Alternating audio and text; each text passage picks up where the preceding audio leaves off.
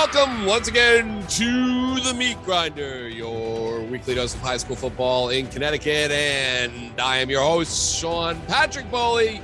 And with me here for the midpoint of the 2021 season is Pete Maguaga. Peter, how are you? Good. I can't believe we're halfway there. And I can't believe we made it this far completely, considering the fact that, it was looking a little gloom and doom there with a lot of the COVID-19 postponements, COVID still having some effect on our season, as evidenced by Norwalk losing their guys, a bunch of guys, including Coach Pat Miller, who we had on the show a few weeks ago, and still giving New Canaan a nice little run there. But at the top of the show, you heard a little bit from the scene at St. Joseph where the Hogs, number 2, hang on, defeat Greenwich in a game that, both of us were actually kind of surprised at. I saw Greenwich play Fairfield Prep a couple weeks ago, and they didn't look great. But Greenwich showed up, Greenwich knowing that what was on the line, and they got Chase and Barber involved and, almost pulled that game out in front of a nice crowd on a Saturday afternoon. Pete, you were there. What can you tell us about what happened there? This was a different Greenwich team than I think we've seen before. And I think, like you said, they played like they knew their season might have been on the line. Is it officially over? No. I mean, 2 losses this early. I think they still kind of might control their own destiny, but they left it all out there. There was at one point where I thought Greenwich was going to win the game. They came out in the third quarter. St. Joe's went down, scored, and you were like, okay, here goes St. Joe's. Ensuing kickoff, Logan Galetta takes it to the house. Then they kick an onside kick. Couple of plays later, Barber's in the end zone, wide open for a touchdown. And all of a sudden, they went from down, 10 to up 4. And you were like, what's St. Joe's going to do about this? And, I'm looking it up online. I'm like, when was the last time St. Joe's lost the game? I'm trying to calculate the win streak in my head. I was like, we got to get this right. And then St. Joe's obviously went down, scored to take the lead, made 2 huge defensive plays with the interception at the end. And then Tyler Da Silva with the big sack. But you want to talk crowd, awesome crowd. It was a fun little note. At the end of the game, when I was grabbing Matt Morrissey and Da Silva for our coworker, Will, because he was interviewing the Greenwich coach, Anthony Morello, but I didn't want the kids to leave. So I went and grabbed them for him. And I've spoken to Matt before. I haven't spoken to Tyler. So I grabbed Matt, I grabbed Tyler. And who's standing next to Tyler? His older brother, who was on our first team All-State a couple of weeks ago. I'd seen Mike Morrissey earlier at the game. So I was like, I got a Da Silva and a Morrissey. I've definitely done this interview before. And then as I'm walking away, it was homecoming weekend, and they had inducted a Hall of Fame class at St. Joe's. And one of the guys who was inducted was on the first St. Joe's team ever and was the first 4-year letterman of the football team. So he asked Tyler and Matt if he could take a photo with them. So I offered. I was like, I'll take the photo. It was like him and his wife. I was like, I'll take the photo. Like, the 4 of you get in there. And the guy's telling him about his time playing. He's like, yeah, I drove 18,000 miles to get here today. Like, I live in Texas. And the look on Matt Morrissey's face was like, he turned to him in the middle of the photo. He's like, wait, what? Really? And the 3 of them spoke for a little bit. So I thought that was really cool to see that. But it was funny, another Morrissey, another Da Silva coming up big for St. Joe's in the win.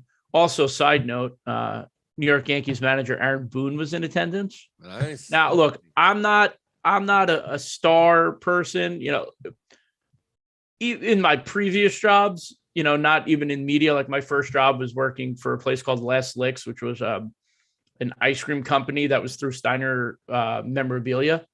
Yeah. So we used to have athletes come and sign autographs all the time, and I got to meet them. And, obviously, if you've listened to the show, my first job was Sparky the Dragon for the New York Islanders. So I've gotten a lot of famous athletes and people. Mark Messier knew my name. That's one of the things that I will always, he doesn't know it now, but for a week, met me 2 days in a row. He remembered my name, or 2 days in a week. So I just see this guy. I turned to Jeff Jacobs and Will Oldham, and I'm like, what are the odds that Aaron Boone is here today? Because the Yankees are out. They've done their end of the year stuff. It's like, I wonder if Aaron Boone's going to be here. Maybe 2 minutes later, we see this guy walking towards us. And I just look and I go, I think that's him. And Jeff goes to me, no way, that's not him. And he goes, Will, what do you think? And Will goes, no. 2 seconds later, all kids are over him asking him for selfies and stuff. And I was like, I knew it. And I will tell you this, not because he's Aaron Boone, watching him celebrate his son's extra points, the successful onside kick, like he was going nuts. It was really cool to see a guy of his magnitude just being a dad. I thought that was so cool. That's the greatest part about actually, covering football in Fairfield County is that you kind of have a lot of star power down here. Obviously, Chase and Barber's old man is, Tiki. That's cool. I mean, like back in the day, we saw the Giffords running around going to Cody's game, at Greenwich High School. It's just kind of cool to see all these big names living in Fairfield County. I mean, we could go on and on. There are lots of big names here. But it was really cool. It was really cool. He was standing by himself. No one bothered him. None of us, we're like, oh, look, there's Aaron Boone. But it was just cool to I was just watching his reactions to his son playing. And I just thought it was like a wholesome moment. I was like, wow, that was really cool. Yeah. It made my heart grow 2 sizes. Certainly the center of the universe is the FCAC right now in Fairfield County in football. And that's kind of like what we're getting at here. You saw a great game there. St. Joseph, though, had blown everybody's doors off coming into this game. Granted, a lot of them were, yes, Xavier in there. They beat up on Windsor, and then they get back into like the big part of their schedule. And it was, it was not an easy game by any stretch of the imagination. And we're going to actually talk to St. Joseph coach, the birthday boy, St. Joseph coach, Joe Della Vecchia. That's 2 birthday boys. That was my birthday last Friday night. And we'll talk to Joe a little bit about the state of the FCAC and his team's great start, which, it doesn't get any easier for them. They play Ridgefield, which is, coming off a 40-0 win over Stanford. They're kind of lying in the weeds. And then they get the big one. They get number 1 Darien in a couple of weeks, which, let's be honest, they get past that Ridgefield game. Get your tickets now. That's going to be great. But Ridgefield, not by any stretch of the imagination, you will tell us all, not going to be any type of a pushover. But meanwhile, over at Darien found itself kind of in a fist fight there with Wilton, Pete. I was kind of shocked. I'm sitting there driving around. I was up at Cromwell, Portland, watching them play North Branford. I'm looking at my phone, and Dave Stewart's updating, and Wilton was flying around in that game, had several leads, 36-35 in the fourth quarter. What was going on with Darien? Maybe they just had a long Friday night and took them a little bit time to wake up. But, I mean, I know they didn't win, and I know they lost by 21, but a lot of credit has to be given to Wilton there. Oh, my God. I mean, to hang tough in that game like that, and, yes, it was close, but then you were like, all right, Darien's going to, take the lead. Wilton was up, and then Darien took the lead, and you were like, all right, Wilton's going to go away. Yep. And no, Wilton came back. Darien tied it. Wilton came back. Darien tied it. Wilton came back, and you were like, can they hold on for 10.5 minutes? And no, they can't. Yeah. But really impressive by Wilton there. I mean, Parker Woodring is a really good player in the state that we haven't really spoken about a lot this year. He had a touchdown pass reception in the game. And, they got players at Wilton that just sometimes, they need that big win. They need that big win. They got New Canaan coming up. Maybe that's it. Maybe they can catch New Canaan, on a short week. The big play I thought that was really kind of definitive of that game is Grant Masterson throwing to Jake Summer. The little screen out to the left side, races down the sideline. Nobody's tackling him for Darien. If I'm Mike Forget, and I know it just reading his quotes, he was, as a defensive guy, he was not happy with that. But he did praise the offense. I mean, Ty Comiskey, when they needed to pound that game away and put that game away, Ty Comiskey was just a bowling ball as he's been all season long. And then, the special teams also, Les Brins had a great punt return in that game. Darien's other units stepped up when the defense did not have a good day. And I just talking to Dave Stewart a little bit after that, he just thought that Wilton just kind of got gas. They just ran out of gas. But EJ D'Annunzio, a nice job. They went to the playoffs in 2019, as I remember. Got blown, the doors blown up at St. Joseph. But maybe getting into the playoffs is what the Wilton needed. It's really nice to have them in this whole mix. Let's take a look at the top 10 poll. It just dropped. And, well, what can you say, Pete? It's just FCX. It's the all FCX football poll, basically. It's a who's who. Darien, number 1, 16 first place votes, 5-0. St. Joseph, 5 first place votes. They picked up 1, 5-0. New Canaan, which edged Norwalk 17-14, despite the fact that, Norwalk didn't even have a few of their key players and Coach Pat Miller. Norwalk gives New Canaan a run, but New Canaan hangs on and win that game. They're 5-0. Ridgefield, number 4. Greenwich, number 5. They don't drop. Number 6, Hall, which had to hang on by the hair of its chinny chin to beat Platt on a blocked field goal, 39-38. They drop a spot to number 6. Then you have number 7, Fairfield Prep, which came back, held off Notre Dame-West Haven, 28-22. And then you have number 8, Norwalk, which, again, dropped a couple spots, but not anywhere near the type of drop you see when a team loses its first game of the year.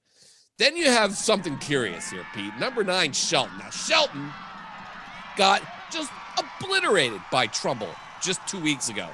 Going into the bye week, they got obliterated, 41-7. Come back out and beat a pretty good hand team up. Got back to basics. Santiago, who didn't play the Trumbull game, he comes back. They take care of hand. It was touch and go a little early, but they get back to the ground and pound stuff. Great bounce back effort. They're 4-1. But Shelton at 9.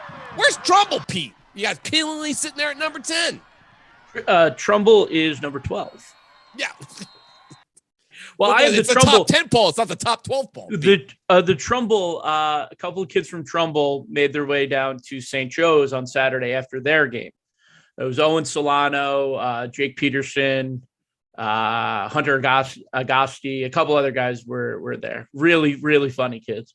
So they called me over at one point in the third quarter, and they're like, Pete, can you explain to us how the top 10 poll works? Because we don't know why we're not in the top 10. Hold on. Before you continue on this thing, how does anyone not know how the poll works? Do you read the poll? They're high school kids. I know, but Trumbull, read the poll. Look, it says votes. The votes, also receiving votes. The following voted. It's not just Trumbull. It's a lot of people. But continue. I don't know why they don't know it's a poll. So they were just asking, like, I don't understand why we're not in the top 10. We beat Shelton, blah, blah, blah. And I'm like, look, you guys are in my top 10. I don't know if that means anything. But you guys are in my top 10. I don't know how everyone else votes. I don't know if it's the Staples game that they lost week 1 that are, sticking in people's, mind. I think we're past that.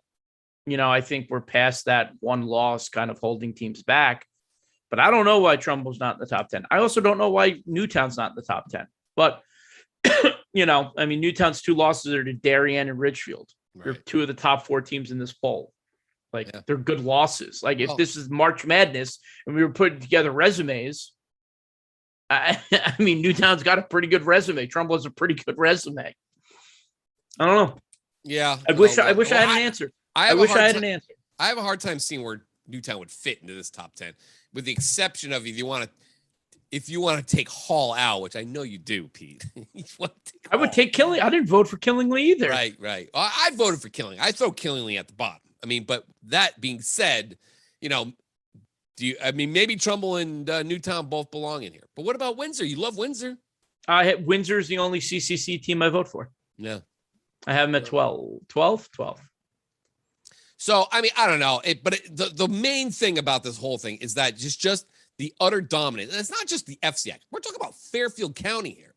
Yeah. Fairfield County owns 8 of the top 10 spots. When you throw in Fairfield Prep of the SEC and Shelton. Shelton, remember, is Fairfield County, even though people think of Valley and they think of New Haven. I don't think Fairfield County wants Shelton, and I don't think Shelton wants to be a part of Fairfield County. It depends on where you live in Shelton. I think if you live, maybe in the Huntington area, I think you'd prefer. Is that by Jones Farms? Yes. I went to Jones Farms on Sunday. Hunting is the the Fairfield County section of Shelton. Dude, it's where the valley ends in Fairfield County begins. You should see this pumpkin that I had to carry around Jones Farms because you couldn't find one of the things. Gigantic pumpkin. Yeah. Okay. All right. Is that what you did? Is that where you were? That's what I did. Pete, by the way, everybody didn't kind of skipped out other than the Greenwich game. He didn't even shoot a game for us. He was skipped out on us on Friday night. I shot 40 photos for the Greenwich St. Joe's game, actually. And my phone was working, so I was able to get tweets out. But no, Friday I was at a wedding. It was great, celebrating love. No. And then Sunday, some family came up and we went pumpkin picking and wine tasting. Yeah. Okay. It was very, very bougie. So I wore flannel plaid. Yeah. It was very fall. I was able to go to a game Saturday and go pumpkin selection, and they hit a brewery too. So, I was able to do a little bit more. But so let me just tell you quickly about the poll and everything. It's like it's lacrosse season here all of a sudden, Pete. It's ridiculous. You have, I think Masterson was the guy who beat New Canaan in the playoff in the FCI playoffs last year. You have, Darien and Fairfield Prep, and what's the lacrosse season? My goodness, they're all lacrosse players. It's great. I love to see it. It really is. But it's one thing to dominate the top 10 of the poll, but when you look at the grand scheme of where we are now, what do we play? We play for state championships here. It's a little bit different story. Now, again, we're going to get into this a little bit later, but I kind of ran it down in my column in on GameTimeCT or on what the state playoff picture kind of looks like here. So let's just quickly run it down. Let's start with Class LL. Right now, there are 3 teams that are undefeated in Class LL. And then you have 1, 2, 3, 4, 5, 6, 7, 8 teams with 1 loss.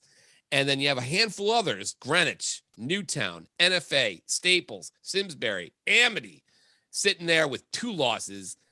It looks like a really fun class. I mean, Hall, you have Darien, New Canaan, Shelton, Prep, Ridgefield, Norwalk. It's a tough class. I like this one. The thing is, you look at this, you got New Canaan, Darien, Norwalk, Ridgefield, Trumbull. Like, they're all going to knock each other out. Like, not all of them, but a handful of them are going to get knocked out by their own conference mates. Yeah. Which is going to open up the door for maybe a team like Southington, whose really only game on their schedule that you're like, I don't know, is Cheshire. You look at Hamden sitting there at 3-1. Yeah. They have a first game of the season, by the way, 0-4. Oh, well, yeah, it was 0-4 North Haven going in. Yeah, Division 1 in the SEC, North Haven. Right. But you look at Hamden, you look at their schedule, you're like, they can win a lot of those games the rest of the way. Yeah. Notre Dame on Thanksgiving, Sheehan apparently is not as bad as we thought they were. They went and beat a double L school in Amity. So, a lot of these schools are going to beat each other up, and it might open up the doors for maybe Greenwich to get back in, or even Newtown if they could survive Cheshire, Shelton, New Fairfield, and Massac, which I think they can. It's very interesting. I mean, we knock NFA. I mean, NFA's got Shelton and Cheshire, but that Shelton game obviously is a big one, Killingly too. But I mean, if NFA gets it together, could they be going to the playoffs with 3 losses and Shelton might be on the outside looking in again? It's all possible. Yeah. Double L looks like there could be a couple 3-loss teams in here. Like a few, I think it was like 2015 or so, or 17 or 16, where there were a few 3-loss teams. I think you're going to see that again here.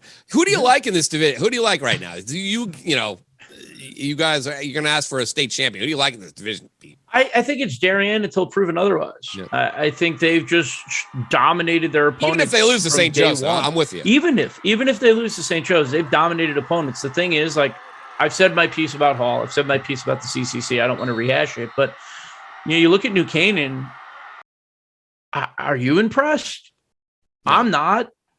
I need the defense has been really good for New Canaan, but yeah, I mean they didn't show you a whole lot. They could have.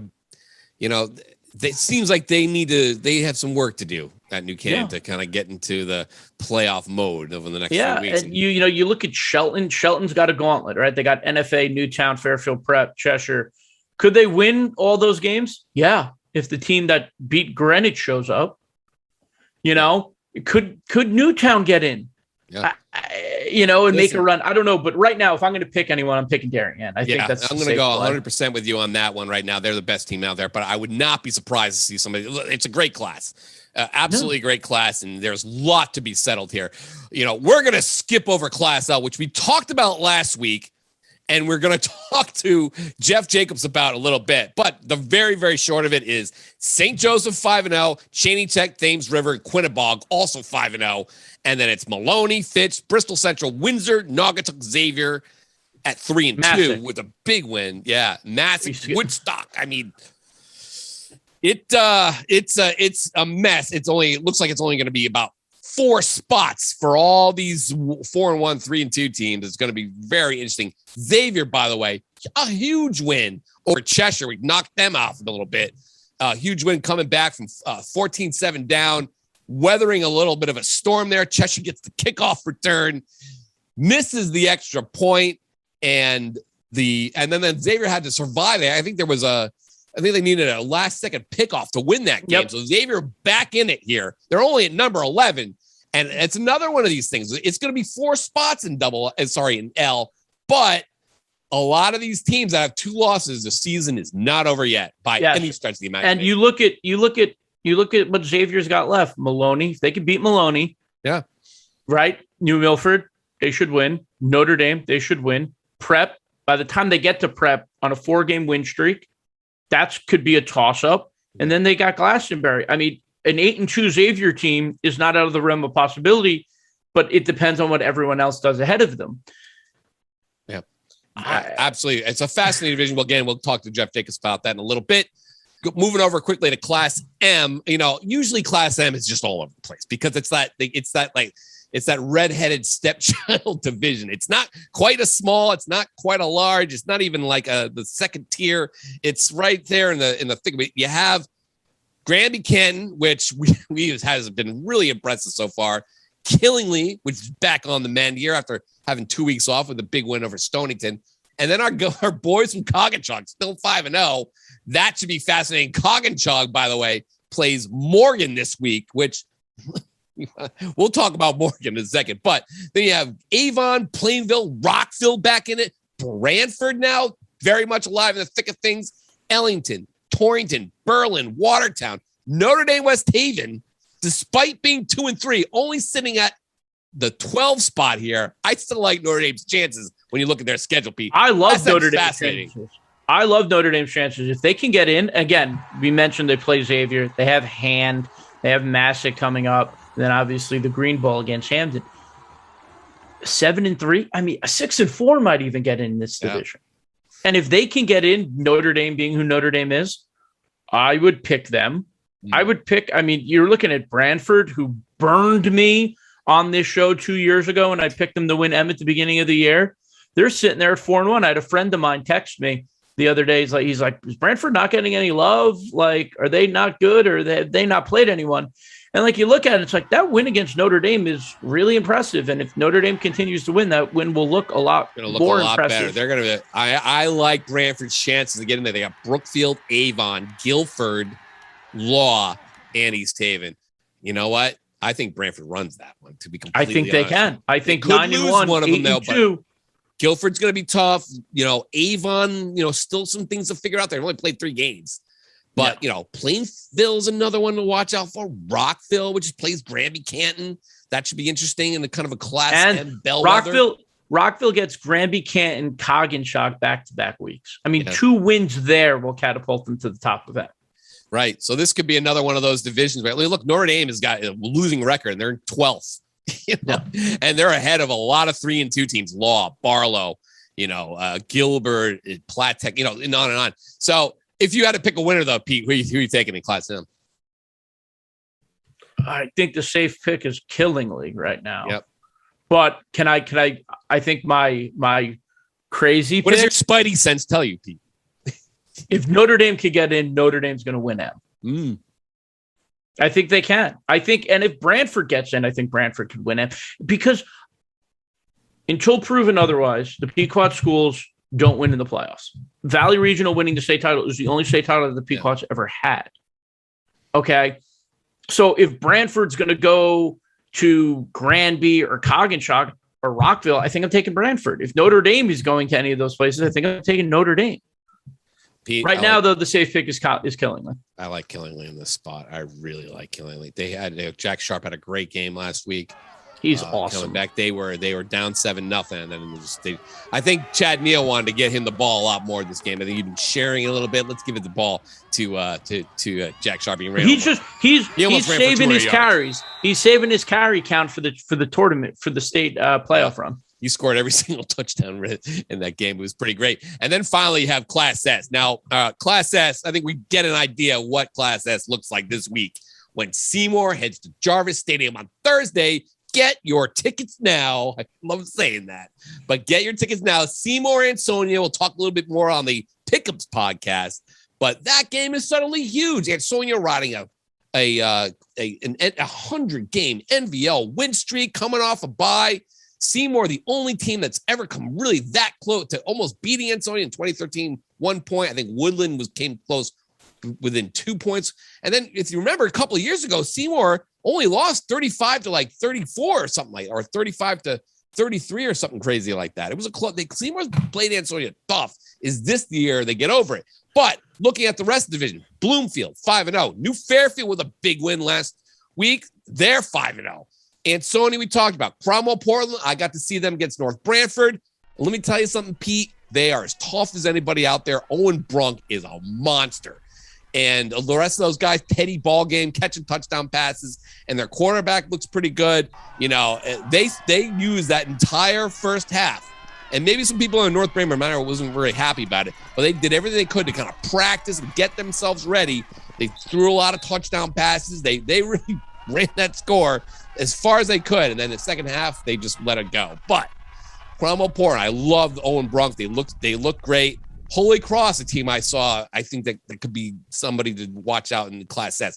Ledger, 5-0. Outlaw didn't play much last week in their 8-0 win over New London, but the defense did play great. Notre Dame Fairfield held off Weston. Rocky Hill played good. Morgan, let's just quickly, before we go on, talk quickly about Morgan. Morgan, Pete, was down 42-14 with about 4 and change left in the third quarter up there at Hartford Public versus SMSA. Final score, Pete, 44-42. Your guy, Andrew Nye, you've been talking about him at the beginning of the season. Big guy. According to Morgan's stats, 38 of 49 for 517 yards, 5 touchdowns, and 3 2-point conversions.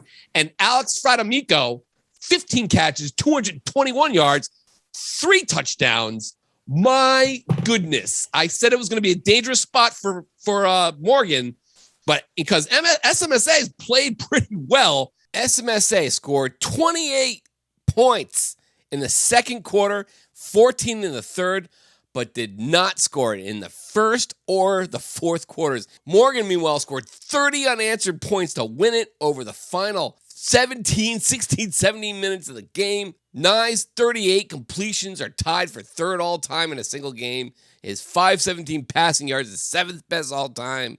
And Fratamico's 15 catches are tied for 12th best all-time.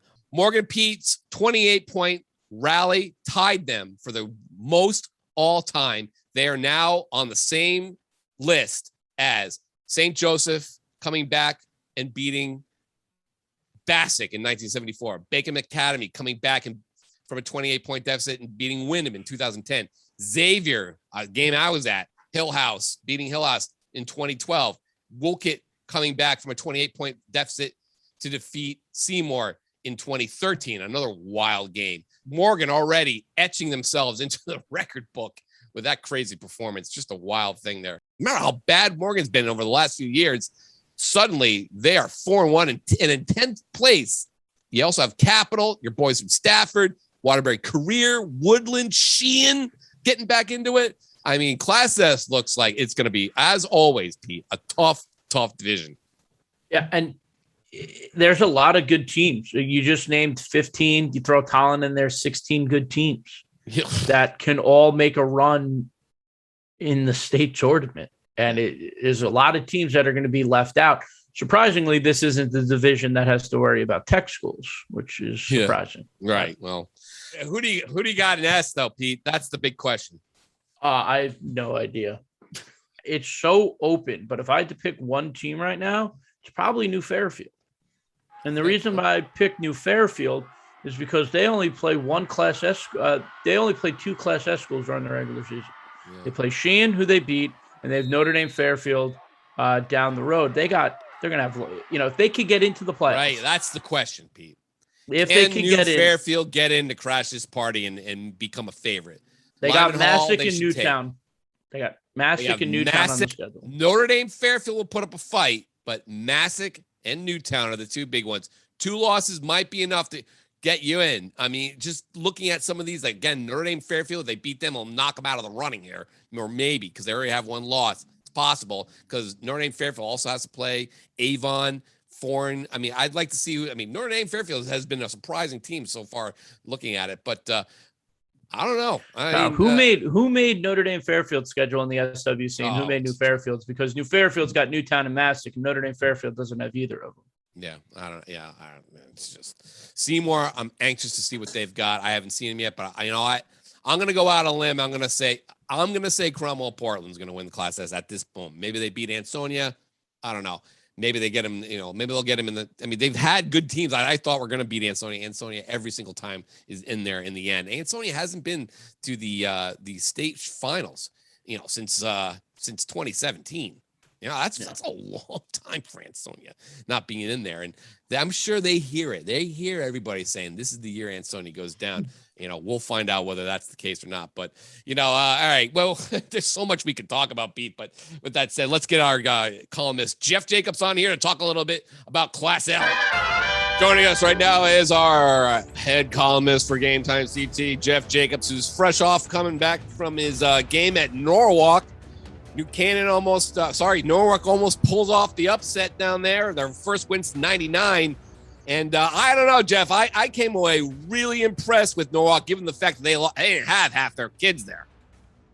Yeah, I think over the weekend when I came away from Sean, it was after the close game between Greenwich and St. Joe's that I covered, and this one that you're talking about yesterday it's pretty hard to pull them all apart, and you got to include Norwalk in that talk. I mean, they may not be number 1, but when you start asking about, hey, does Norwalk belong there? Does Trumbull belong there? Does Shelton belong there? Where does Greenwich fit in?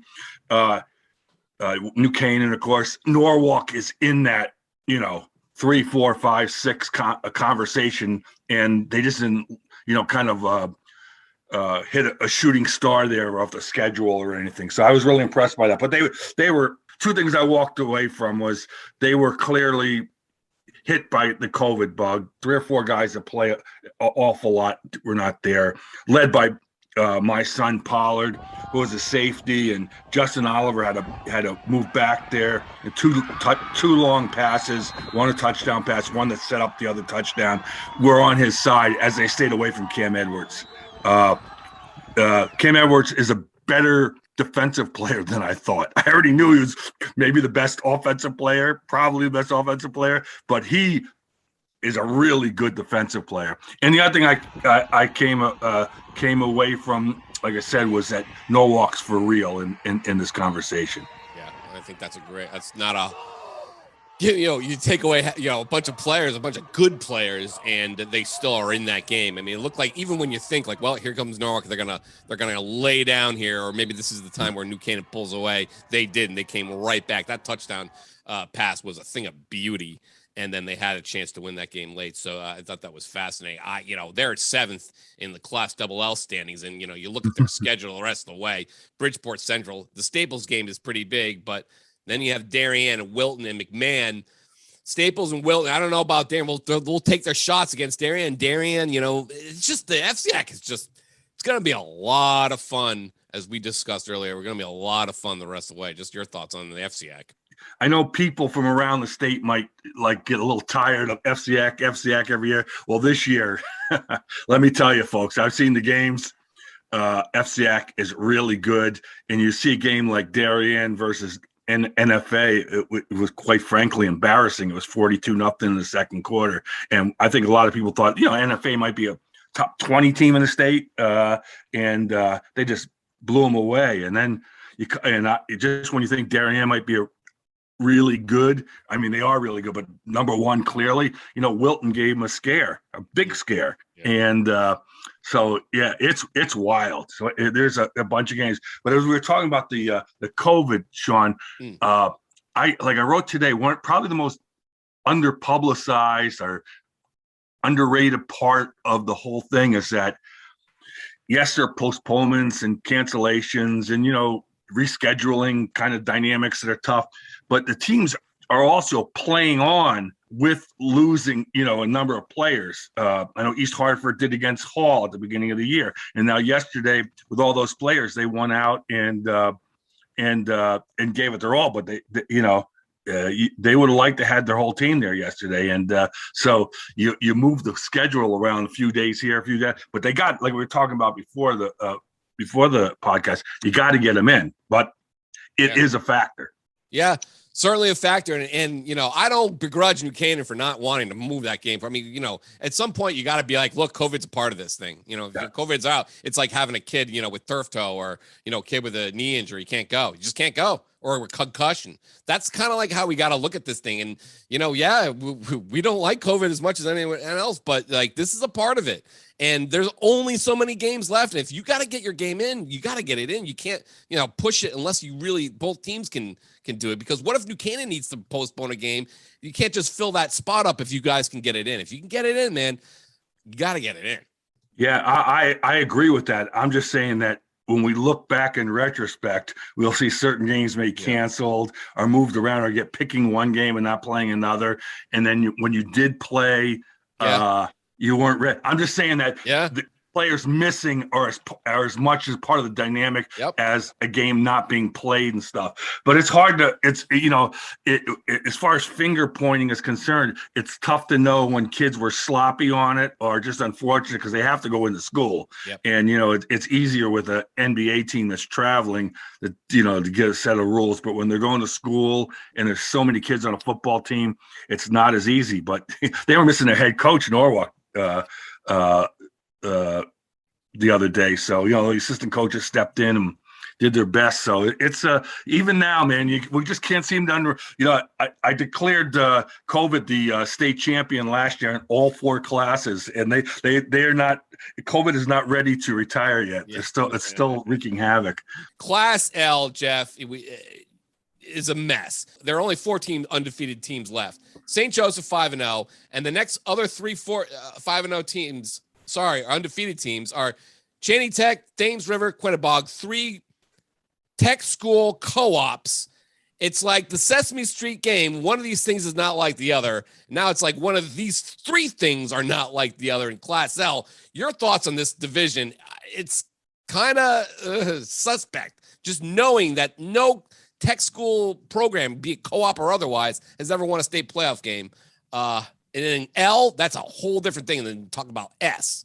Right. Part of me wants all 3 of them to make it just so it'll force it to explode, because 3 tech schools making the Class L playoffs, frankly, it's a joke. And I don't, I rode the bus with the Quinnebog Valley boys over to ATI. Some of those kids live in Plainfield. You know what I mean? They're quasi neighbors of mine. You know what I mean? So, and they play as hard as any school, but it's just not. It's not fair to the teams that don't make it in Class L. It's not fair to them to set them up to get blown away. A tech school has never won a playoff game, in S or M. So let alone an L. And how about, I'm going to give you a few nightmare scenarios. First of all, it will be caused by one each beating the other. So 3 of them make 9-1. And at that point, there's an excellent chance of all 3 making them. Yep. So now you're knocking out potentially teams like Windsor and, on and on.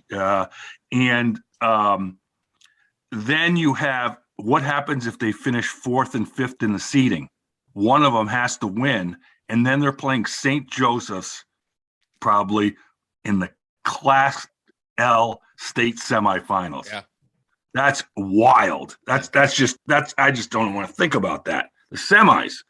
You mentioned like the 2 philosophies. I'm last week on your podcast, I'm thinking that you're talking about one is just tech schools, being placed in something like that. And the other, of course, is that the other part is they only play themselves. Right. So and juggling around the numbers, if they all finish 9-1, they're going to be tied in points. Yeah. Because they will have beaten all the same teams and lost once to each other. So they're going to be tied.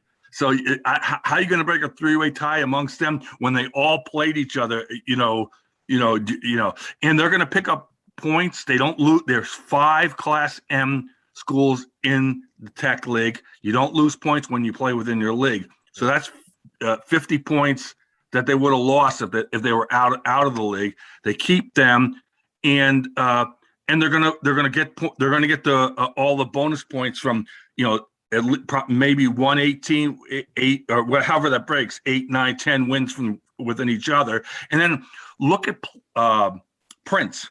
They're 2-3 right now, but they're decent within the league. They could win 7 games.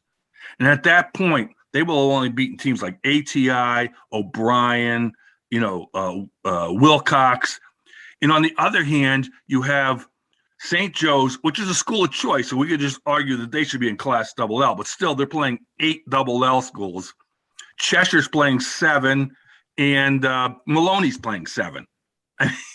You look at it, my huge argument is that, one, if you don't join the alliance and stay within yourself, and this goes for the NVL teams in the Class L and Class S also, you are in your own petri dish, and you're picking up all the numbers are only within your own little world, while the other leagues are mixing it up. Right. And so all those leagues tend to, when you add it all up, it all moves to 500 and all those points that you get. Here's the issue. So why would you join the alliance if they're going to set you up with games that you might not win? We'll give you these. But if you're the CTC and you're in that spot, you want to go to the playoffs. Why would you join the alliance? We're fine here. When I was taught, that's the problem. And the alliance is optional. And I'm saying, when I talk about the 2 philosophies, is the CIC has a one way of figuring out who belongs in the state playoffs, and then the leagues and everything else, the alliance, it's a mess trying to figure out who plays who to get into the state playoffs. They don't mesh. So, and that's what's got to change. And, you got to have teams. If you're going to be playing for a certain playoff division, you got to have at least some sort of a similar schedule somehow. And that's my point. They use the baseline of enrollment.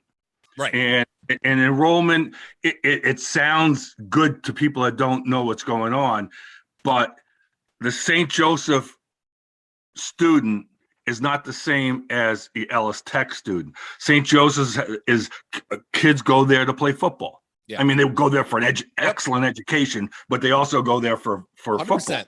Where a lot of and it's real, people have really got to appreciate a lot of these tech school kids, they're already apprenticing for people. Yeah. They're going to be plumbers and electricians and people that we pay like $100 an hour to do stuff. Yeah. They're going to make bank. Yeah, they got a great career going. But you talk to, they're already on that road, so they're not thinking I want to play even D3 football or basketball or a college scholarship and things like that. So they're not all one and the same. So I cannot my heart, Sean, endorse the 6 conference playoff format without knowing how the 6 are going to break down. Right. I feel strongly that the tech schools got to be pulled down on their own, and maybe the weakest Class S schools over a 3-year period can have a choice to play with them in that league or something. Because you don't want, because Ansonia, Bloomfield, New Fairfield, they'd beat these teams. Let's be honest, they already have. So so you got to go down to the Oxfords and teams like that. Maybe they want to play in a league like that or a form of a co-op. And then I still, at the highest level, I want to hear the best arguments about like how the top division ought to fall, because I'd like St. Joe's to be in that. Yeah. And whether it's a 16 team or 12 team playoff, then obviously if you're going an extra week, you got to look at the Thanksgiving. So before you do that, you got to change holistically. Yeah. But in the meantime, you got to pull these tech schools away. Do you ever feel, we know they couldn't beat the top M and Class S, top S playoff schools. And could they beat the 8th best? M is not great this year. S is actually, I thought is deeper. Do you think they could those 3 teams that are, qualifying Class L, could they beat any of the S or M qualifiers? I'm not talking about Ansonia. I'm talking about the number 8 team in either S or M. If they could, if Plainfield gets in. Jeff, I'm looking at Class M. I don't see a team in Class M that they could legitimately beat. Rockfield, Branford, East Ellington, Torrington, Berlin, Watertown. Those are all pretty good programs in that division. Notre Dame-West Haven. In Class S, Seymour, Bloomfield, New Fairfield, Ansonia, Cromwell, Portland, Holy Cross, Ledyard. Not a chance. So right. It's not even a question of, like, L is absurd that they're there. Right. And it's not even a question of that. The closest a team has ever gone is Bullard Haven, which had some great athletes go there in 2017. They only lost to Stafford Summers 20-12. That was in 2017. And then Stafford advanced to play Ansonia, and they lost 52-19. So that kind of told you where Stafford was. But that same year, I'll give you want to talk about St. Joseph being in the same class as them. St. Joseph 62, O'Brien Tech nothing. That game was over in the first quarter. So that's a little sneak preview for anybody who thinks that maybe they'll have a shot. And that's not even go ahead. The most depressing game I've been at high school in recent years was the Killingly Cheney Tech game. It was like a whole lot, like 50-0 or something at halftime. And Jack Cochran was filling in at the time, helping Killingly. He was packing up and left at halftime. I go, why are you leaving, Jack? And he goes, I've seen enough, haven't you? I said, no, I got to stick around and cover it. But I went down the field and talked to Chad Neal, and this is before they got their turf. The field was just looked like a cow pasture in the rain, and it was just the worst game ever. And I said, boy, this is not good. Tech schools, this is Class M playoffs now. Killing is good, granted, but this is Class M. And you go like, this is not right. So this is that's why I said part of me wants all 3 of them to make it, just so we can and be 4 and 5, just so they can see the absurdity of it, and maybe they will move on something like that. And it's hard when it happens once in the Class S, but if it hits certain schools that are big enough and powerful enough around the state, that may be the agent for change. That simply must happen. Yeah, I think we need something drastic to happen, and this might be it. But I pulled up the St. Joe's O'Brien Tech story that Sean mentioned on our website. And here's just a couple little things. It took St. Joe's 9 plays to score their first touchdown. Then they scored 6 touchdowns on their next 11 plays. And this is what then coach at O'Brien Tech, Nick Apria, said. It was such a unique thing at halftime where we talked in there trailing 55-0, and the kids were having fun and joking. We came here with 32 kids. They had 1 million. We knew what we were going to be in for. Everyone in Connecticut knew we were going to be in for. But what we accomplished this year is nothing short of remarkable. To get here in this stage in 7 years, playing one of the top programs in the entire state, our kids learned something. Yeah. All of that's great. Right. St. Joe's doesn't have a million kids. That's the whole thing. That's great. But be playing them, yeah. No, but what I'm saying is they're happy with just getting there. Yeah. They're happy with just having a plate at the table, and that just doesn't sit well with me. Like, yeah. I was going to say, in talking with the commissioner of the tech schools, that was his sentiment exactly. As long as you let us in, we're happy. It's up to us to get better. So that if that's their stance, then somebody else that's running the larger thing, the CIAC, various boards, committees, have got to say, we appreciate that. You're just not good enough to play this lit in this class or that class. Someone else is going to have to step in, because they're not interested to this point in playing anybody outside the techs, and they're not interested in giving up anything. They just getting there, they feel is is good enough. And it's in that itself, if their argument is that this is an accomplishment that our boys,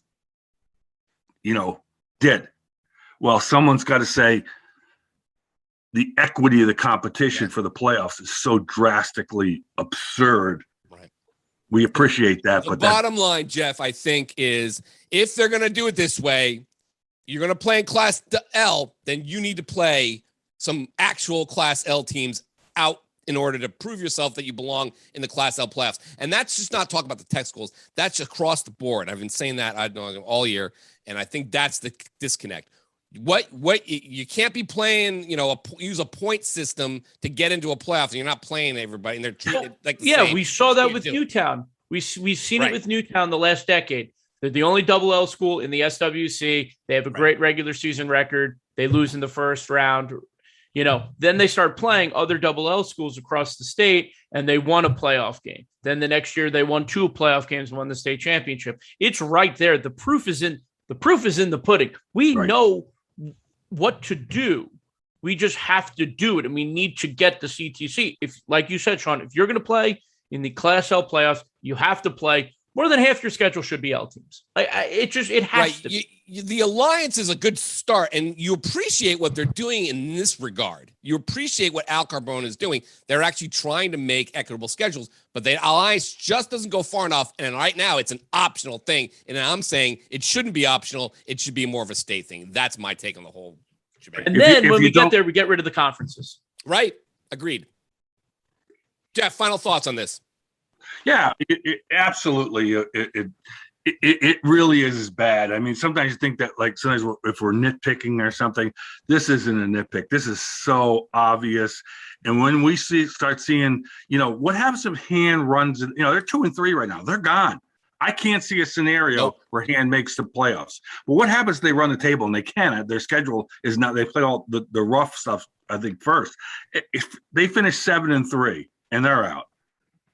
Cheshire schedule versus the tech school schedule is such a joke comparing them. Cheshire's got teams, they'll be lucky to finish 5-5, right? Right. Cheshire? Yes. Yeah. 6-4, 5-5. They could be 4-6. Might be a good realistic spot right now, yeah. Right. They could go 4-6 and blow out all 3 teams by 50 points. Well, if those tech schools weren't in there, I'll just say this much. If those 3 tech programs weren't in there, Hand would actually still have a decent shot at getting in, just given all the other chaos, because there's Xavier, you have Naugatuck, you have Windsor. I mean, they wouldn't be in a good spot, but they would at least have some hope that someone would finish 7-3 as well, and they can go 7-3. Maybe those Alliance schools that that the Alliance people, Al Carbone and the rest of brag about, and they're really fun to watch. Those tech schools are just sitting back there laughing, going, yeah, go ahead and play each other, get beat the heck out of each other. We'll have O'Brien on the schedule next week, all 3 of us. Right now, just quickly, if right now, just looking at Class L, if out of the 8 teams, who should be the most mad? Well, right at this moment, Windsor. At this moment, I got one for you, Wilton. No, the only team that should be mad in Class L right now is Bristol Central, because they have to go to St. Joe's and everyone else gets a tech school. If it ended today, obviously it's not going to end that way. I mean, but if you look at it, I'm just looking at Wilton's schedule. I mean, like, they just gave Darien a run for the money. They got New Canaan, Ridgefield, Ward, Norwalk, and then Pomprog to finish. All right, but Ridgefield, New Canaan, and Norwalk, and they got to qualify with that schedule, where Quinnebog has got to play Bullard, Colby, Northwest United, O'Brien Tech, Cheney Tech, and Thames River. That, my friends, is fundamentally what the problem is. Anyway, that was a good discussion on that, and hopefully there's some change there, and if they all get in, maybe that does it. But adding more teams to the playoffs and then calling it a day, that's not the answer either. CIC. Thanks, Jeff, for joining us. Great insight as always. We'll talk to you next week.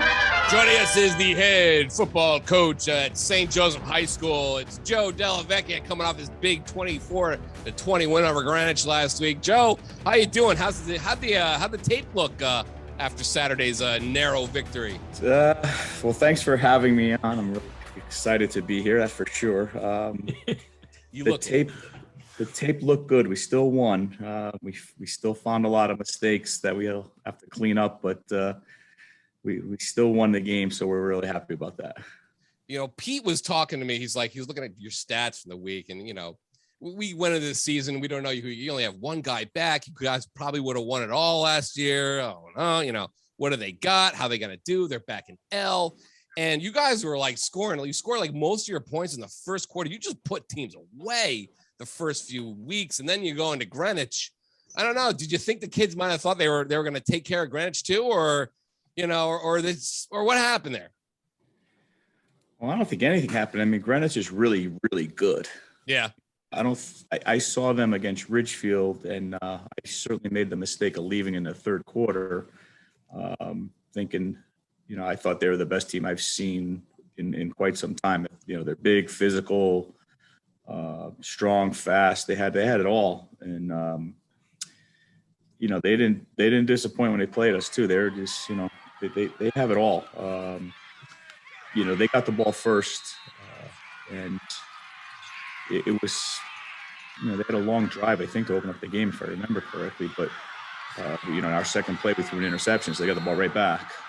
And so we didn't have the ball much in the first quarter, and we were going into it was a pretty stiff wind up there. It was tough to throw going one way, so we ran the ball quite a bit to when we got the ball our second time and until the quarter changed. Yeah, that stat was 45% of your total points heading into Saturday you had scored in the first quarter. 28, 14, 14 to 21, I think, was in your first four games. Quick, punching teams in the face, and then they usually submit. That obviously didn't happen. Greenwich went up first time you guys trailed all year. Was there any nerves at all on the sideline? Uh-oh. Because I'll be honest with you. I was roaming the other sideline because I like to get the fans in the back. And I was like, I wonder how St. Joe's is going to respond here to trailing for the first time in maybe 3 years. I'm not sure if anybody knew we didn't trail all year. I didn't know that. Well, then no one's following me on Twitter then. They don't look at it, Pete. They try not to look at it. I'm just coaching. I don't watch Twitter during the game.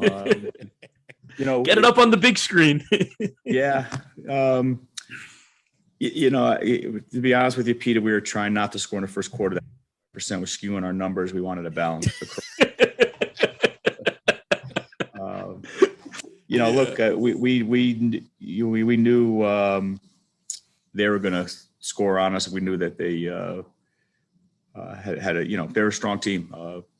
Falling behind, that's I think we probably were behind a couple of scrimmages. Who knows? But we talk about it all the time, getting punched in the face and not flinching and just responding to a turnover or score like that. We have to try to duplicate what was just done to us, and we did that. We came right back down and scored on the next drive, I think. So our kids didn't let it affect them.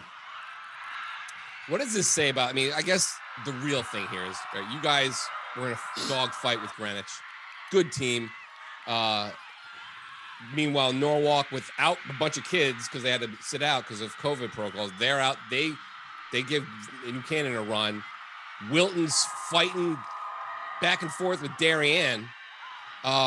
Just your league just looks like it's as good as it's ever been, or maybe when everyone else is not nearly as good, but the competitiveness of the FSAC is just at a level that I haven't seen in a long time.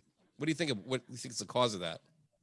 I don't know the answer. I might, I didn't know what we were like going in. I still don't know what we're all about, to be honest with you. I do know, and I'm sure everybody's feeling the same thing. We haven't played in a year, so the competitiveness, I think, the kids on all teams are really giving everything they got. I told my kids after the game, they competed like crazy against that Greenwich team. We had guys who were going down. We lost probably 4 or 5 guys during the game with cramps and other things. And we started the game without 2 of our starters. So, guys just came in and competed and I think they're happy to be out there on the field, everybody across the state. Well, tell us about your guys, Joe.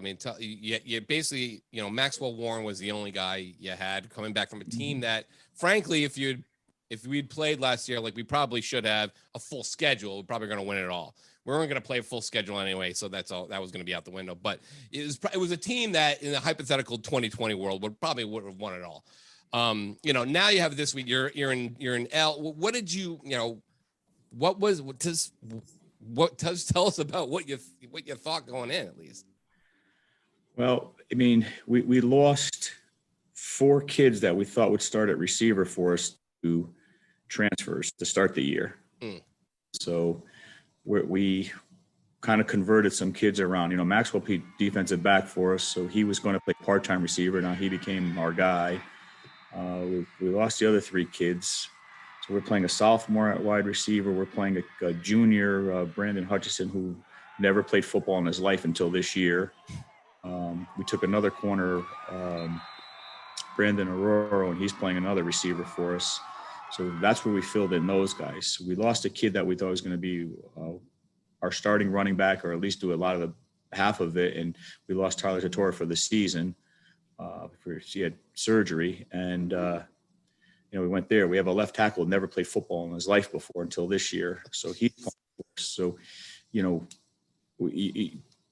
we're mixing guys around, trying to figure out what we really have offensively. And the only thing that we did know was that Matt was probably going to be our quarterback coming back. Experience either. So offensively, we didn't know what to expect. We know we had guys that were going to compete. We know we had some good athletes, but they're all playing it for the first time on that side of the ball. Even Riley Jordan, who's our running back now, last year in the abbreviated season that we had, he played strong safety for us. Yeah. So we moved him over because we lost Tort. So it gets kind of crazy there. A lot of this heading into this season about St. Joe's was, they're not big up front. What have you guys done to either put that to bed or, kind of, if you guys are small up front? I mean, look, everyone looks bigger than I do. But what have you guys done to, work through that I mean, you guys are scoring, you guys are running the ball well, so it's obviously not hurting the team right now. We are small up front. But I just think the schemes that we use and kids follow the rules and they follow their technique. And I think it's an overall understanding of the concepts that we do. We talk about leverage a lot and like I said, you're playing Greenwich, and those kids, their front fours are all twice as big as any one of the kids that we had. And, just playing tough and being mentally tough the entire time and knowing you're going to win some battles, you're going to lose some of them, but keeping your path and keeping your angles and knowing your assignment is half the battle, and I think we've been doing a great job of really doing that. We've made some mistakes, granted we've made a lot of mistakes, but I think for the most part, our kids know what their rules are and responsibilities. And we do a lot of schemes that they're calling a lot of blocking schemes themselves. We have to drill them over, especially if a young group like that. But they're doing a great job. You must be at least pleasantly surprised at the way you guys were able to come out and just kind of blow everyone's doors off, at least to start the season. I mean, maybe that doesn't say anything about the long term. I mean, obviously on Saturday you see like you're right in there with, when you face a top team, but you must have been like, wow, okay, I must be a good coach or something like that. I don't know about that. I do know that our kids play hard. I told them after the game Saturday, like I said, they play hard all the time, and that's half the battle. Is believing that you're good. If you believe that you're good, that overcomes a lot. I think we'd be 5-0 at this point. Probably not. We still got a long way to go. We've got Ridgefield this week, so doesn't get any easier after that. Yeah, Darien.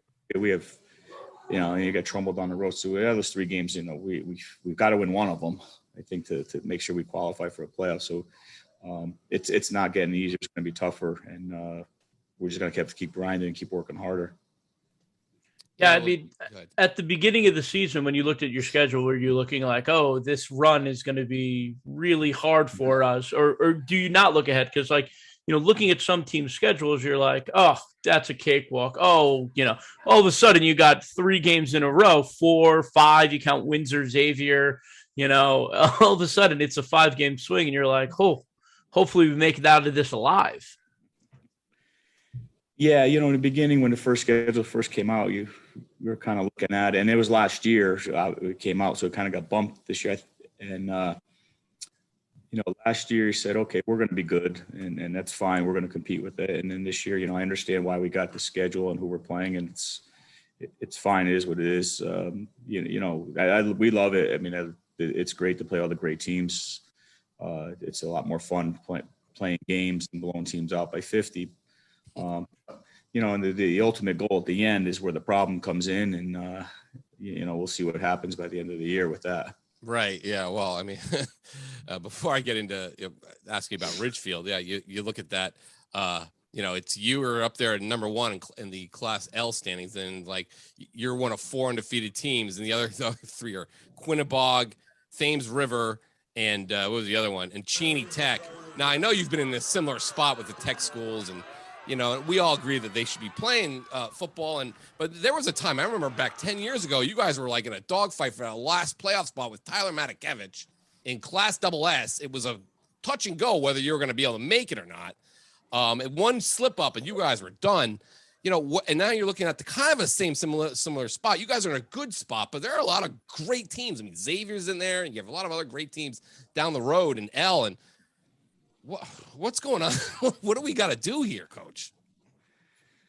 All I know is we control whether we're in or not. We like I said, we've got to win out or win. I think if we win one of those 3 bigger ones, we should be okay. But who knows? I mean, but we control what our destiny right now, so that's a good thing. It's in our control. If it comes out the other way that we don't control it anymore and we're sitting on the outside, well then the system's flawed. Certainly the PowerPoints is the most bizarre thing I've ever heard of or seen. Oh, the new thing. Yeah, because you're talking about a Greenwich team, so we play their worst. Say they go 8-2 Greenwich, we'll get 40 extra points for playing them, and whoever plays one of those other teams that might go undefeated, they're going to get 50 extra points. So they're still saying that team's better than Greenwich, right? Which I find hard to imagine anybody. There's not too many teams better than them. No, 100%. I mean, I've gone that doesn't work. Yeah, I've gone over 100 million times. If everyone's going to be playing for the same playoff spot, they should be playing similar schedules at least. No question. If my belief is that. Yeah, if you're playing Greenwich, all right, maybe NFA doesn't have to play Greenwich, but they should be playing school, not NFA, but if they're going to be teams in L, let's say Fitch, and they do, they're playing they're playing. I guess that's the thing with the Alliance. They're trying to do that, but I guess my problem with the Alliance is it seems kind of like random who they give you, and they kind of send you all over the place, and there could be a lot of problems with that. I don't know how you feel about how the Alliance goes, but you guys have been given some pretty tough games. Like you said, not that you don't like that, but who's getting what? Like, are we all balanced here? Are we all getting the same schedule? I don't know if you believe that. Well, no, there's nobody's getting the same schedule. Right. There's very few teams that there are some teams that have really difficult ones. There's some that have cakewalks. That's the way it is. Even within league play, teams are in leagues are not playing each other and things like that. I mean, right. If we're going to do this, let's go regional with everything and forget the leagues. Yeah, I agree. This Alliance stuff is, to me, it's just not. Now it's nice. It sets up some good matches, but there's some ridiculous ones like New Fairfield going to Fitch. Right. On paper, a great game. It's probably a great game there by reading the score and stuff like that. But New Fairfield, I don't even know if they get back yet. I mean, who knows? No, it's definitely interesting, and you see it across a lot of other sports. Like just talk the FCAC, hockey. They've moved away from their traditional schedule. Division I teams will not play Division III teams anymore in hockey, which is awesome for the sport of hockey. But now it makes it okay. Well, does the FCAC league even matter? Like, what's the point of having the league now? And I feel like football should look at going in a direction like that. Now, Can you put 16 teams in the playoffs in a Division I in football? I have no idea. I don't get paid enough to make those decisions.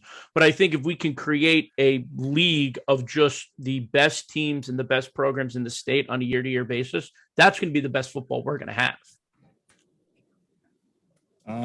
Yeah, I got mixed feelings about that, because, it's great for great football, regular season and everything like that. But when you get into the playoffs, now you're creating what I'm gathering, you're talking about the super conference or whatever. Yep. And you've got a champion, but you're also going to crown 3 other champions that are like they do in hockey and basketball. Right. Yeah. So, are they champions? So, I mean, that's right. You're saying like Tom Brockett says the same thing. Like, why should the lower ones be diminished? That's kind of like what you're talking about, right? Yeah. I mean, here's the thing, like, and I'll use this. I know we get bashed for everything, for all that great recruiting that we do. And mine is so much bigger and powerful. You guys help out UConn? Huh? Can you guys help out UConn? Listen, we get what we get. But we played hand. Was it 2 years ago? We bumped up to L, and there was an M champion, which was great. For Weston, and happy for them and those guys. But in reality, Weston won a championship. Hand didn't. Who's better? Right.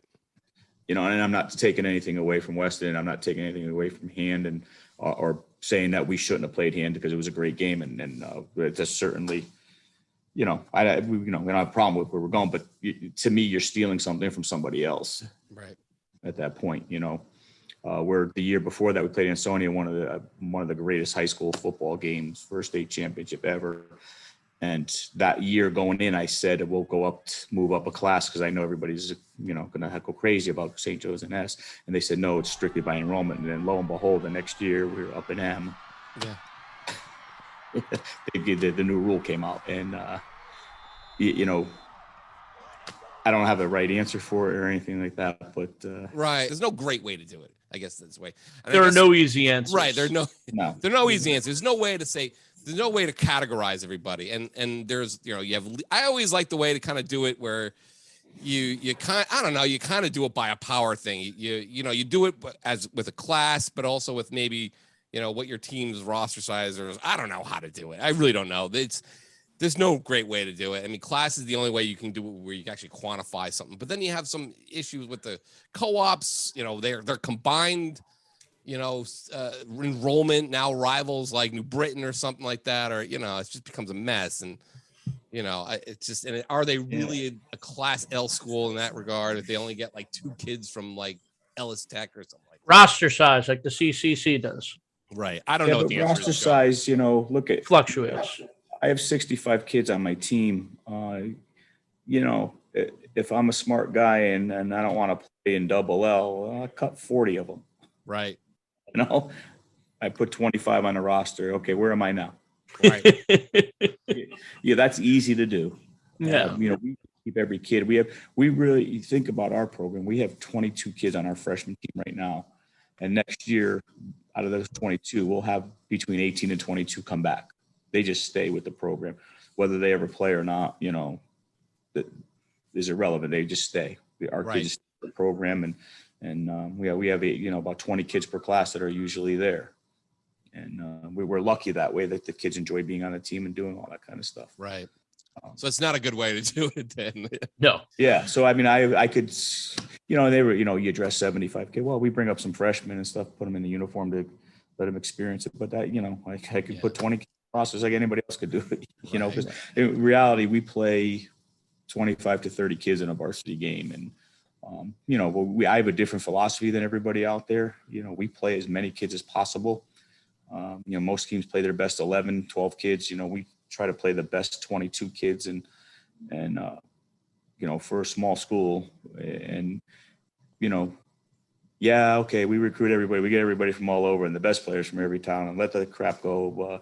But we just coach them up. We coach up who we have, and they're not the best 11 out there. They're the best 22, and we make them. I like to think that our coaches do a good job of making them a little bit better. Well, the track record certainly speaks for itself. Yeah. What is it? 6, 7 state championships in the last 8 years? What is it? 11 years or something crazy like that. And, Joe, just talking about this run, actually. Remember, it was just, I remember, and I would think about this one season. You were so close in 2005. You had that postponed game at Dollingfield in the slop against Trumbull, which was going to the state playoffs.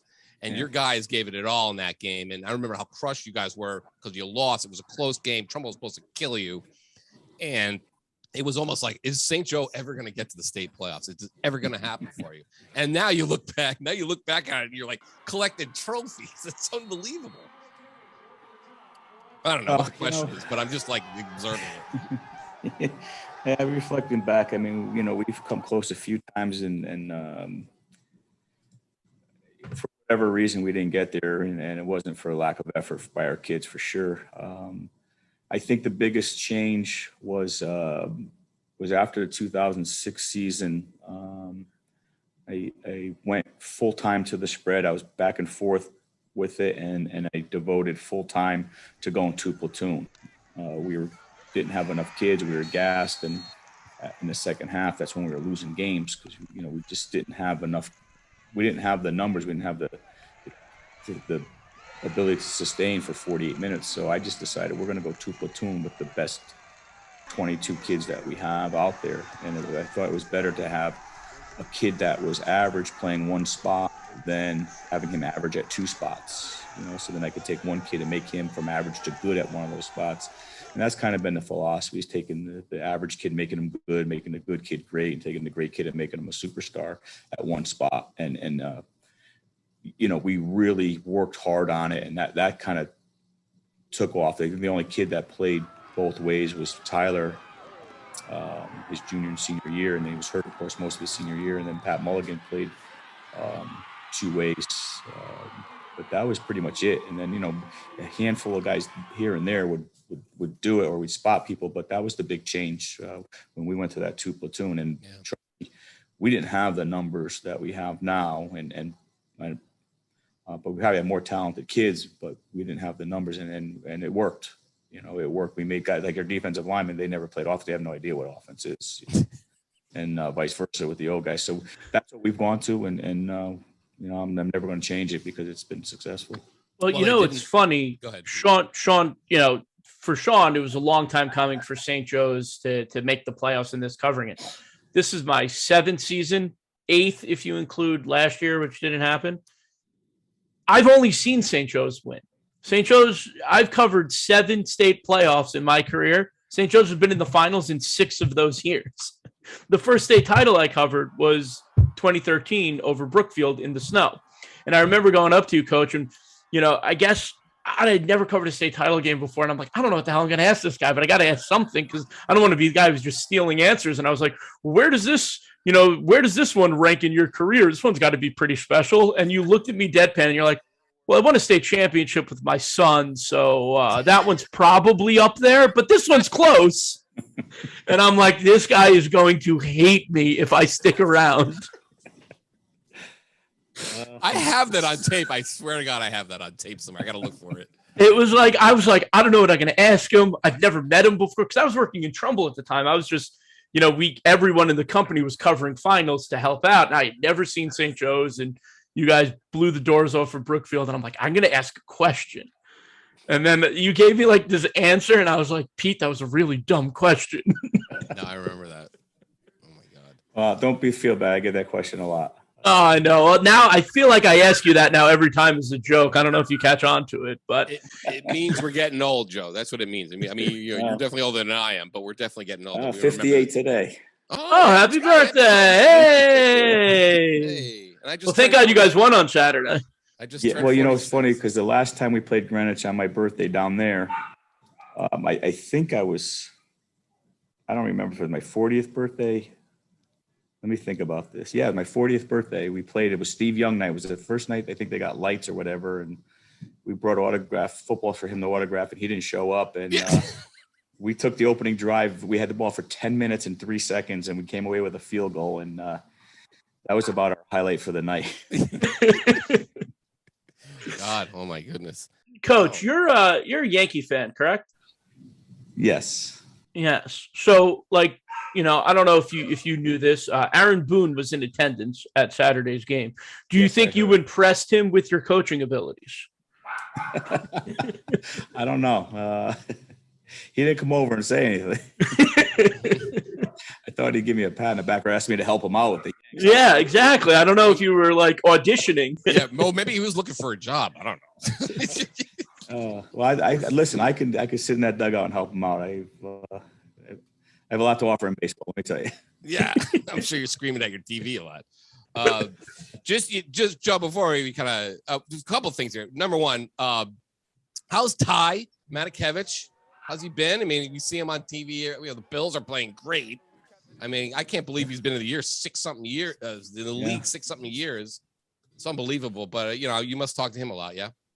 Yeah, he's on tonight, obviously. I do communicate with him a lot during the season. Actually, I'll see him next week during their bye week because one of our former players, Nick Adzima, is getting married next week. So oh wow, he's coming down for the wedding on Saturday.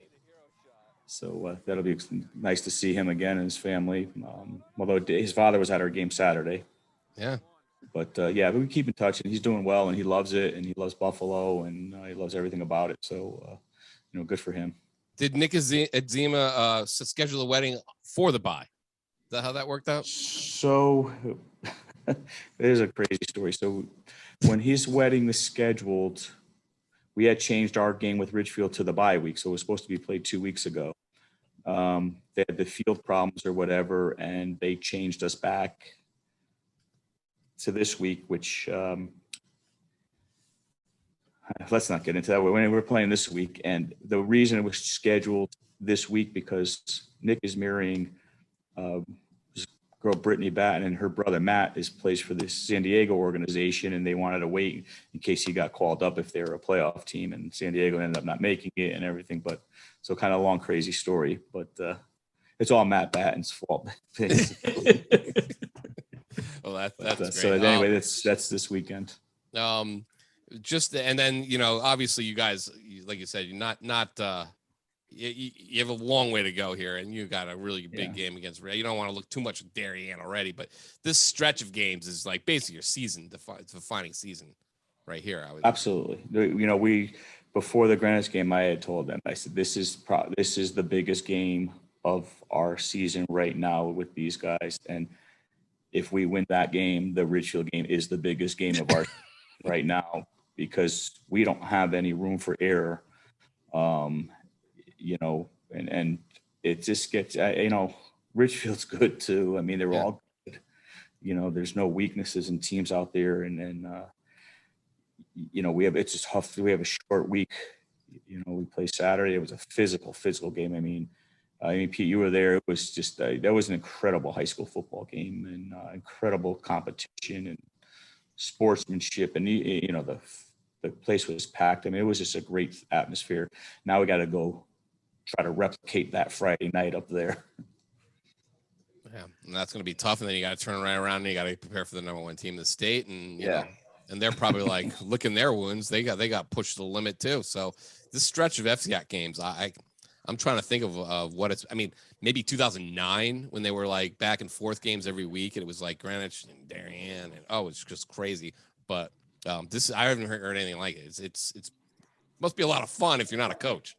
It is fun as a coach. I said after the game, my wife was like a big sigh of relief. And I said, what's the matter? My kids are telling me, oh my God, Mom was so stressed out. And I said, well, that was fun. That was really fun to be in.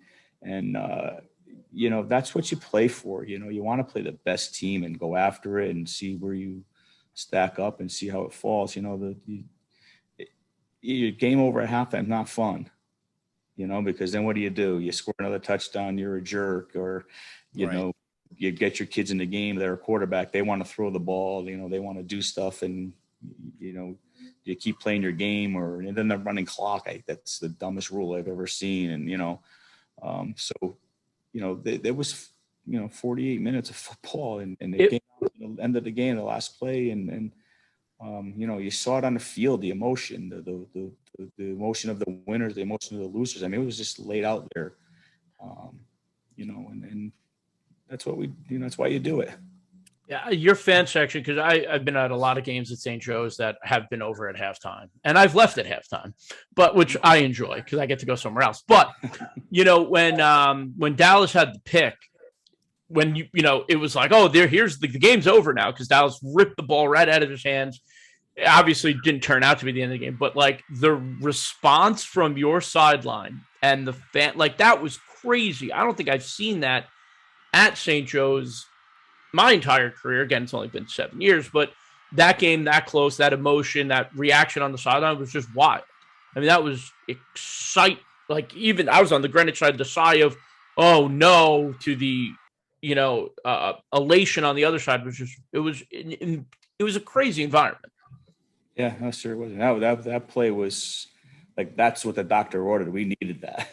We needed something because I'm not sure we were going to hold them out of the end zone at that point. I mean, it was, we needed a big play, and here's a kid, he's a sophomore, makes the play, and I thought he was going to go to the house, and I think he got excited. He didn't know if he should go down or keep running or what. Well, Coach, here's to more of that. I mean, I think the bottom line here is, like, no matter what, I think it's just everyone's just glad to be back playing football again. We're, after last year was just a nightmare, and just glad to be out there. You feel bad for all those kids who didn't get to play. Maybe you guys, collect another trophy, but at least we're back now, and everything seems to be running smooth. We had a little bit of a hiccup here, but I think the gloom and doom scenarios look like kind of not coming to fruition. So I think we're going to get a full season here without really much trouble. Oh, we hope so, because this has been the best thing for kids. You see, being back in school, sitting here with your class you have a full class every day. Just those kids being able to talk to each other and talk to their teachers, and we're like, I'm here at Stratford High and talking to kids about their sports, and they go to a lot of games during the weekend talking about our game, and it's just nice to be kids to be themselves again and be able to do kid stuff, what they want to do, and it's hurt the last 2 years, I think, and it's affected an awful lot of people. So it's just great to be back out. Absolutely. So, all right, well, we'll let you go. We got a meeting to get to ourselves. So, but we appreciate you joining us a little bit here. And, thank you, Coach. Thank you. Lots of fun as usual. It's always a pleasure having you on. And I always got we'll see you again soon. I always got Ty Matakevich over there jumping over Montreal Dobbs to remind me of all the great St. Joe games I've covered over the years. So, well, we had them all on the sideline except for Tyler, but most of the guys were back this past week in there. Our sideline was full of guys. We had our 80 baseball team was inducted to the Hall of Fame on Friday night. So nice. Guys we had 40 years. And so it was a lot of fun. A lot of those guys were back for the first time seeing us play. And, we went out afterwards and we had a ball. Yeah. Yeah. I have many clips of every time I go to your place, it's always Alumni Central there. And even Ty shows up when he can, on the sidelines, hanging out like nothing's nothing. Good stuff. Anyway, Coach, we'll see you very soon. We got a game this week and they got a game next week. So we'll see you very soon. But I appreciate you coming on and give us a little time. Thanks a lot. Thank you. Thank you for everything. Thanks, Coach. So, Pete, that was Joe Della Vecchia. And, what can you say? I love having Joe on. And, having covered this sport in this state for the last 20 years and seeing what has happened with St. Joe and how they've kind of gone from a lovable team everyone's kind of rooting for, to maybe make a run. Now they're like the evil empire. It's really funny to see St. But he's done an amazing job there. That was a big win over Greenwich this week. Yeah, Joe's always great in an interview, whether it's after a win, which is it most of the time, at least in my career. Like I was saying on the interview with Joe's first championship game I ever covered. But even after a loss, Joe, he's just a great interview. He's a lot of fun, and they're just so good. I mean, I was not surprised with the way that they reacted when they went down late in the third. But if they would have folded up and went home, I would have been like, all right, like this team has never been down. This group has never been down before. But they rallied back. They showed me a lot in that game coming back. And, Matt Morrissey's the real deal under center. That kid is just an amazing athlete. Max Warren, who got banged up in that game, hopefully he comes back, but they were giving him the ball out of the backfield. And in the backfield, you got Riley Jordan, who's good. Brandon Hutchinson, who's never played football until this season. looks really good out there. They just got guys. They got dudes. You know what we didn't do, Pete? We didn't pick we think are going to win Class L in our big discussion with Jake. And, you know, what do you think? St. Joe's. Yeah.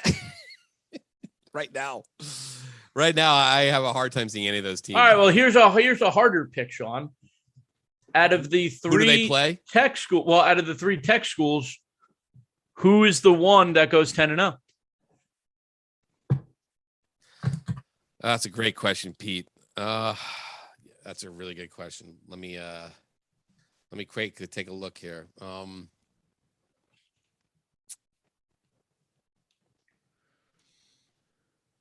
It all comes down to that Thames River, Quinnebog Valley Thanksgiving Day game, right? I mean, yeah. I mean, all three will play each other. Those two obviously play on Thanksgiving. I'm gonna go with Quinnebog Valley. I say they go to it. They go. You think Quinnebog will beat Cheney and Thames River in back-to-back weeks or back-to-back games? That's a tough call, but yes.